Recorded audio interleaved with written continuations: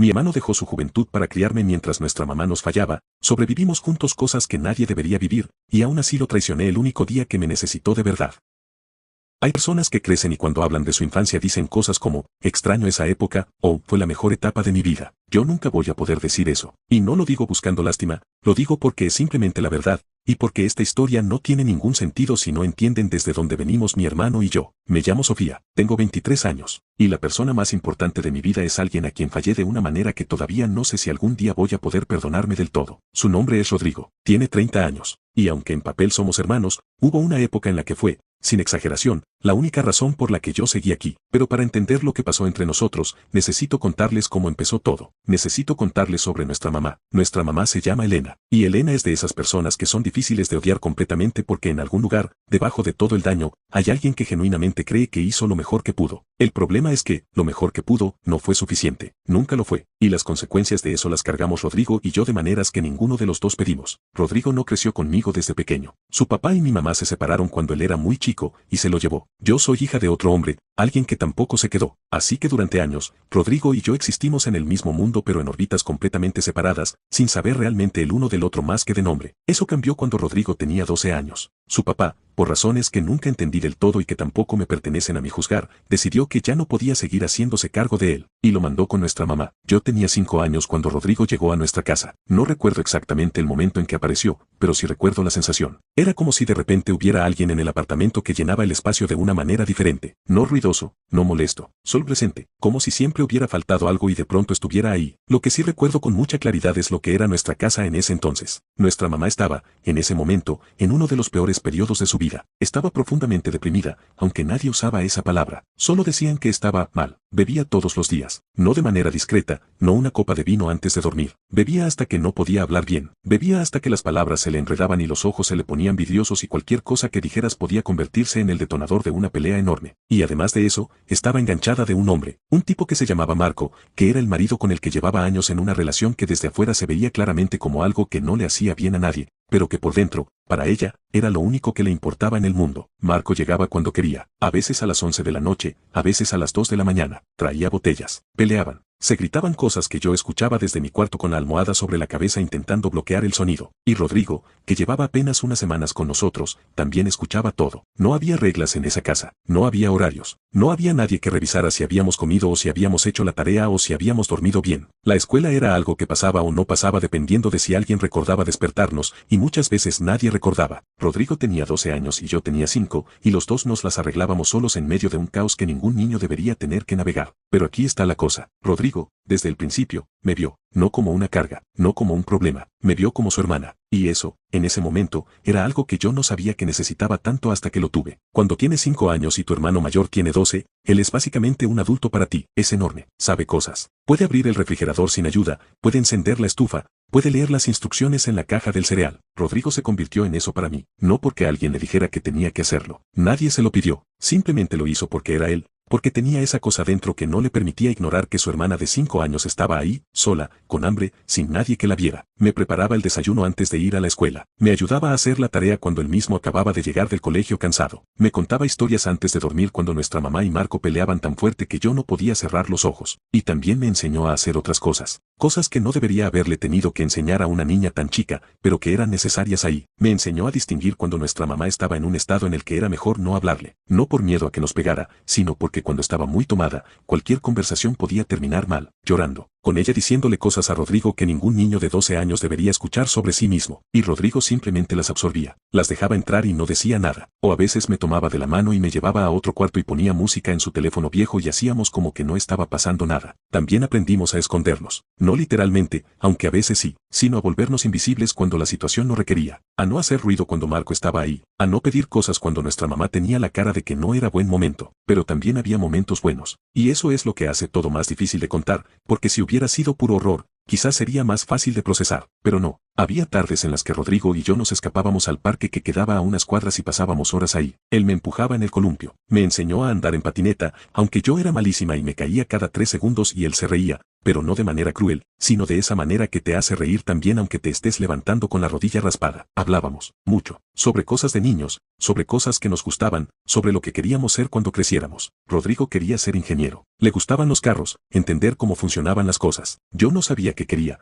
pero me gustaba dibujar, y él siempre decía que mis dibujos eran buenos aunque objetivamente eran bastante malos. Esos momentos son los que guardo con más cuidado, porque son la prueba de que lo que teníamos era real, no solo supervivencia, era hermandad. Era genuinamente querer al otro, y entonces empezó a ponerse peor. Rodrigo empezó a meterse en problemas. No porque fuera mala persona, sino porque cuando tienes 13, 14 años y nadie en tu casa te pone límites ni te pregunta cómo estás ni nota si llegas o no llegas, terminas buscando esa pertenencia en otro lado, y el otro lado no siempre es el mejor lugar. Empezó a faltar a la escuela. Primero un día aquí, luego 2 allá. Nuestra mamá no se daba cuenta o si se daba cuenta no hacía nada. Rodrigo empezó a juntarse con personas mayores que él, personas que tenían sus propias historias complicadas. Hubo problemas con la policía, cosas que en ese momento yo no entendía bien porque era muy chica, pero que veía en la cara de los adultos cuando hablaban de él. Y lo que terminó de romper todo fue cuando el absentismo escolar de Rodrigo llegó a un nivel en el que ya no se podía ignorar. Las autoridades se metieron, y al final, de alguna manera, nuestra mamá terminó en la cárcel por negligencia. Yo tenía 7 años. Rodrigo tenía 14, y de repente, los dos estábamos sin nada debajo de los pies. Cuando nuestra mamá entró a la cárcel, las cosas se movieron rápido de maneras que yo no entendía. Los adultos tomaban decisiones, nos movían de un lugar a otro, hablaban sobre nosotros como si no estuviéramos en el cuarto. A Rodrigo lo corrieron de la casa poco después de que nuestra mamá salió. No sé exactamente qué pasó,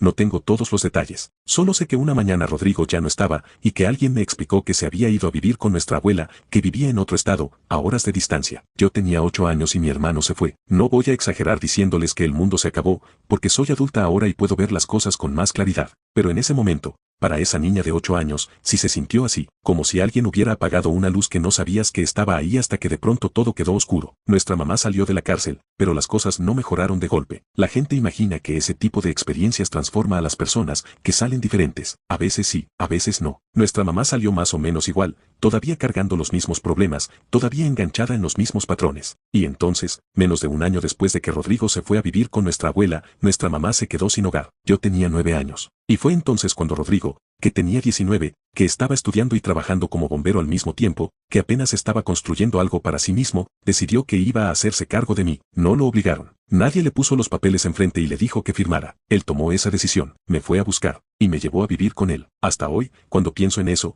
no termino de entender completamente la magnitud de lo que hizo. Tenía 19 años. Era prácticamente un niño todavía. Tenía sus propias heridas, sus propios traumas de haber crecido en ese hogar, sus propias cosas sin procesar. Y aún así dijo que sí. El apartamento donde vivíamos Rodrigo y yo era pequeño. No voy a romantizarlo diciéndoles que era acogedor o que tenía su encanto. Era pequeño y a veces hacía frío y el calentador de agua funcionaba cuando quería. Pero era nuestro. Rodrigo trabajaba turnos largos como bombero. Llegaba agotado, con esa clase de cansancio que se mete en los huesos, y aún así se sentaba conmigo a preguntarme cómo me había ido en la escuela. Aún así revisaba que hubiera comida. Aún así estaba. Y yo, que tenía 12 años y cargaba cosas que ningún niño de 12 años debería cargar, intentaba ayudar como podía. Me cocinaba mis propias comidas la mayoría del tiempo. Aprendí a hacer cosas básicas porque quería no ser una carga para él. Y cuando podía, le cocinaba a él también. Teníamos una dinámica rara. No era padre e hija. No era exactamente hermanos en el sentido convencional. Era algo intermedio. Algo que no tiene nombre, pero que se sentía como equipo, como dos personas que habían sobrevivido el mismo naufragio y decidían remar juntas hacia donde hubiera tierra. Pero yo cargaba cosas muy pesadas por dentro, pensamientos que en ese entonces no sabía cómo nombrar pero que ahora, con más años y más terapia, reconozco como depresión severa e ideación suicida. Había días en que simplemente no quería estar aquí. No lo decía. No se lo decía a Rodrigo, no se lo decía a nadie. Lo cargaba sola y sonreía cuando era necesario y me iba a mi cuarto y cerraba la puerta. Rodrigo lo notaba. No siempre, no todo,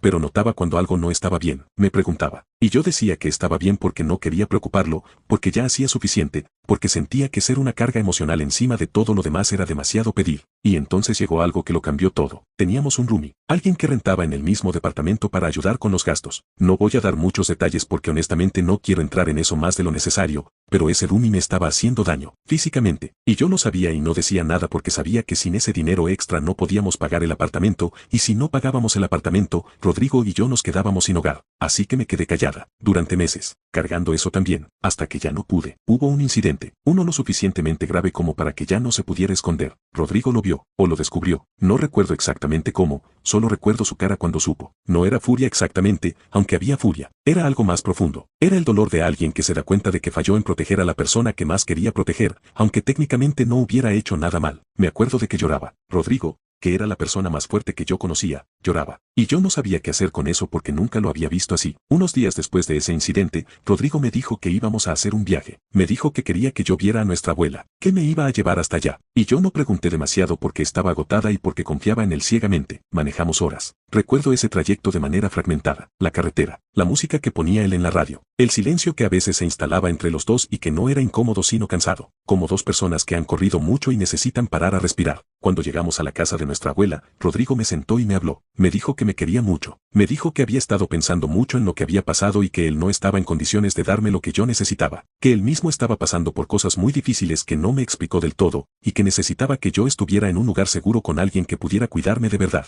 Yo tenía 13 años, y entendí. Eso es lo que más me pesa cuando lo pienso ahora, que entendí. No me puse a llorar ni a pedir que se quedara ni a decirle que era injusto. Simplemente entendí. Porque había crecido en un ambiente donde aprendes a no pedir demasiado, donde aprendes a aceptar las cosas como vienen porque hacer drama solo las empeora. Lo abracé, y él se fue, y no lo volví a ver en mucho tiempo. El tiempo después de eso es borroso de cierta manera. Viví con mi abuela, la escuela, intentar ser una adolescente normal cuando por dentro cargaba cosas que no eran normales. De Rodrigo, las noticias llegaban de manera indirecta, a través de otras personas, y casi nunca eran buenas noticias. Supe que había empezado a consumir metanfetamina. Esa palabra, cuando la escuché por primera vez en relación a él, hizo algo raro en mi interior. No fue eso que exactamente. Era casi como si alguna parte de mí hubiera sabido que algo así podía pasar, que alguien que había cargado tanto sin pedir ayuda en algún momento iba a encontrar algo que apagara el ruido. Las veces que lo veía eran esporádicas. Fiestas de familia que terminaban raras, visitas que duraban poco, momentos en que yo podía ver claramente que no estaba bien, que había algo apagado en sus ojos que no estaba antes, y aún así él sonreía y preguntaba cómo iba a la escuela y hacía como si todo estuviera bien. Yo le seguía la corriente, porque qué otra cosa podía hacer. Hubo veces en que el tiempo que pasábamos juntos era en situaciones que no eran las más seguras, personas a su alrededor que yo no conocía, lugares que me generaban incomodidad. Y yo iba de todas formas porque era mi hermano y cada vez pensaba, a ver si esta vez está mejor, a ver si esta vez es diferente. Casi nunca era diferente, y llegó un punto en que simplemente dejamos de hablar. No hubo una pelea grande, no hubo un momento dramático de ruptura, solo el silencio que se va instalando poco a poco cuando dos personas están en lugares muy distintos y no encuentran el puente para cruzar hacia el otro lado. Llegué a un punto en que acepté, con todo el dolor que eso implicó, que quizás no iba a recuperar a mi hermano, que quizás la persona que me empujaba en el columpio, que me enseñó a andar en patineta, que se quedó despierto contando historias cuando nuestra mamá peleaba con Marco, quizás esa persona ya no existía de la misma manera, y seguí viviendo, porque eso es lo que uno hace. Mientras Rodrigo se perdía, nuestra mamá hacía algo que yo tampoco esperaba, cambiaba, no de golpe, no de manera dramática, sino despacio, como esas plantas que crecen tan lento que no te das cuenta hasta que un día miras y hay algo ahí que antes no estaba. Dejó de beber, no sé exactamente cuándo ni cómo, pero lo dejó. Se inscribió en la universidad. Terminó su licenciatura, consiguió trabajo estable, se hizo una vida, seguía siendo dramática, seguía teniendo sus cosas, seguía cargando sentimientos complicados sobre Marco que a veces salían de maneras que me frustraban, pero era una persona diferente en lo fundamental, era una persona que se había levantado, y me apoyaba, me ayudaba económicamente mientras yo estudiaba, estaba presente de maneras que antes nunca había estado, llegaba tarde, sí, pero había llegado. Eso creó algo complicado en mí, porque el amor que uno siente por una madre no desaparece aunque esa madre te haya fallado, simplemente se complica, se vuelve algo que no tiene nombre fácil, algo que carga al mismo tiempo resentimiento y cariño, decepción y gratitud, todo mezclado de una manera que no terminas de saber cómo procesar. Ella era quien estaba ahí, todos los días. Rodrigo estaba perdido en algún lugar que yo no podía alcanzar. Y entonces, cuando ya había aprendido a vivir con esa realidad, Rodrigo cambió también. Me enteré de manera indirecta, como casi todo con él. Alguien de la familia mencionó que Rodrigo se había limpiado, que había dejado las drogas, que estaba reconstruyendo su vida. No lo creí del todo al principio, no porque no quisiera creerlo, sino porque había esperado tantas veces y tantas veces no había sido así, que mi sistema de defensa simplemente ya no se permitía esperanzarse demasiado rápido. Pero pasaron los meses y las historias seguían siendo buenas, que tenía trabajo estable, que estaba bien, que había conocido a alguien, y entonces, hace unos meses, me enteré de que se iba a casar. No me lo dijo él, me lo enteré por otra persona de la familia. Eso dolió de una manera específica y afilada, porque no era solo el dato de que mi hermano se casaba, era lo que significaba, que había reconstruido su vida lo suficiente como para dar ese paso, que había alguien que lo amaba y a quien él amaba, que había llegado a un punto de estabilidad que yo había llegado a pensar que quizás nunca iba a existir para él. y que todo eso había pasado sin que yo fuera parte de ello. Lo llamé. Le dije que me dolía no haberlo escuchado de su boca. Me pidió perdón. Dijo que había estado ocupado, que todo había pasado rápido. Yo acepté la disculpa porque genuinamente quería aceptarla. Quería creer que podíamos encontrar la manera de volver a hacer algo el uno para el otro. Me invitó a la boda, y yo dije que sí. La boda era en otro estado, a casi 20 horas manejando. Yo no conocía bien a su prometida. Se llamaba Valeria. Habían empezado a salir no hacía mucho tiempo en el gran esquema de las cosas, y aunque no era mucho tiempo, yo quería apoyar a mi hermano. Quería estar ahí. Sentía que de alguna manera esa boda era también una oportunidad. No solo para celebrarlo a él, sino para empezar a reparar algo entre nosotros. Para estar presente en su vida de una manera en que no había podido estar en mucho tiempo. Mi mamá también iba, y mis hermanastros. Era, o al menos se suponía que iba a ser, una especie de reunión familiar alrededor de algo bueno, alrededor de algo que celebrar. Salimos. Empezamos a manejar. 15 horas después de haber salido, cuando ya estábamos a pocas horas del destino, mi mamá recibió un mensaje, y todo se derrumbó. Lo que pasó fue esto. Mi mamá, en algún momento antes del viaje, le había mandado un mensaje a Valeria, la prometida de Rodrigo, preguntando detalles del horario de la boda. El tono del mensaje, según Valeria, sonó como si no se tomara en serio el evento, como si fuera algo que mi mamá estaba haciendo por encima del hombro, sin darle la importancia que merecía. Mi mamá insistió en que no era su intención, que solo preguntaba porque quería organizarse bien. Valeria no le creyó, o quizás sí le creyó sobre la intención pero no pudo soltarlo. La cosa escaló. Hubo palabras de por medio, y al final, Valeria le dijo a mi mamá que no fuera a la boda. La desinvitó. Mi mamá, cuando la desinvitaron, no pidió disculpas. Dijo que no sentía que hubiera hecho algo malo. Dijo que si su mensaje se había malinterpretado, eso no era responsabilidad suya. Y eso fue todo. Mi mamá no iba. Mis hermanastros, cuya relación con Rodrigo existe principalmente a través de mi mamá, decidieron tampoco ir. Y yo me quedé sola en ese carro, a 5 horas del destino, teniendo que decidir qué hacer. No fue una decisión fácil, y no quiero presentarla como si lo hubiera sido, porque estaría mintiendo. Por un lado estaba Rodrigo, mi hermano, la persona que me había cuidado cuando nadie más lo hacía, la persona cuyas huellas están en partes de mí que no sé cómo describir con palabras. Ese niño de 12 años que me preparaba el desayuno y me contaba historias para que no escuchara las peleas. Por el otro lado estaba la realidad de la situación, que yo casi no conocía a Valeria, que casi no conocía a ninguno de los invitados de ese lado, que la familia de mi hermano en ese contexto era básicamente desconocida para mí también porque habíamos estado separados tanto tiempo, que llegar ahí sola, sin mi mamá, sin mis hermanastros, en medio de una tensión familiar que ya existía, iba a ser incómodo de una manera que yo honestamente no sabía si podía manejar. Y también estaba el hecho de que mi mamá había pagado el viaje, el hotel, todo. Y aunque sé que eso no debería haber sido el factor decisivo, cuando estás en ese momento, cuando estás agotada físicamente de 15 horas de carretera y emocionalmente de todo lo que está pasando, esas cosas pesan. Me sentí atrapada entre dos personas que yo quería. Me sentí como si no hubiera ninguna decisión correcta, solo dos versiones de equivocarse de maneras diferentes. Y al final, decidí no ir. Me di la vuelta, me regresé. Rodrigo me dijo que me perdonaba. Me dijo que entendía que yo estaba en una posición difícil, que no era justo lo que me habían puesto a cargar, que no me guardaba rencor. Y yo le creí, y al mismo tiempo sentí que algo entre nosotros se había asentado de una manera que no iba a ser fácil de levantar. Desde entonces hay un silencio entre Rodrigo y yo que no estaba antes. No es el silencio de la rabia, es algo más parecido a la incomodidad. Como si los dos supiéramos que algo pasó y ninguno de los dos supiera muy bien cómo hablar de ello. Hace poco me llamó llorando. Había hablado con nuestra mamá. Le había pedido que se disculpara con Valeria, que para ese entonces ya estaba embarazada, y nuestra mamá se había negado. Le dijo que no podía disculparse por algo que no sentía haber hecho mal. Le dijo que si alguien tenía que disculparse era Valeria, por haberla desinvitado y haber hecho que se perdiera la boda de su propio hijo. Y Rodrigo llamó llorando. Y yo escuché. Y no supe qué decirle porque entendía las dos cosas al mismo tiempo y eso es un lugar muy solitario donde estar. Entiendo a Rodrigo. Entiendo por qué le duele que su mamá no sea capaz de dar ese paso. Nuestra mamá siempre ha tenido dificultad para hacerse responsable de cosas. Lo más cerca que llega es decir que hizo lo mejor que pudo, que no fue perfecta. Y a veces eso es suficiente y a veces no lo es. Pero también entiendo a mi mamá. No justificar lo que hizo, sino entender de dónde viene. Entender que ella también carga cosas, que también tiene su propia historia, que crecer no siempre es lineal. Y también, aunque me cuesta más admitirlo, tengo sentimientos complicados sobre Valeria, porque fue ella quien tomó la decisión de desinvitar a mi mamá, no Rodrigo, y lo hizo cuando ya íbamos a la mitad del camino. Y aunque entiendo que sintió que el mensaje de mi mamá fue una falta de respeto, también me pregunto si había otra manera de haberlo manejado, si había algo en el medio entre aguantarse y desinvitar. No lo sé, no tengo esa respuesta. Lo que sí sé es que sigo cargando ese peso, esa culpa de haberme dado la vuelta, de no haber estado ahí, de haber fallado a alguien que no me falló cuando importaba. Rodrigo y yo seguimos hablando, no como antes, pero seguimos. A veces me manda fotos de la bebé cuando nació. Es preciosa, tiene los ojos de él, y cuando la veo en esas fotos pienso que la vida es una cosa muy rara y muy grande, que puede contener al mismo tiempo tanto dolor y tanto amor y tanto que no terminas de entender. Me pregunto si algún día vamos a tener una conversación de verdad sobre todo esto, sobre la infancia que compartimos, sobre los años que se perdieron, sobre la boda a la que no fui, sobre todos los momentos en que no supimos encontrarnos aunque queríamos. Quizás sí, quizás no, lo que sé es que lo quiero, con toda la complicación y la culpa y la distancia y los años perdidos. Lo quiero de esa manera que no se aprende,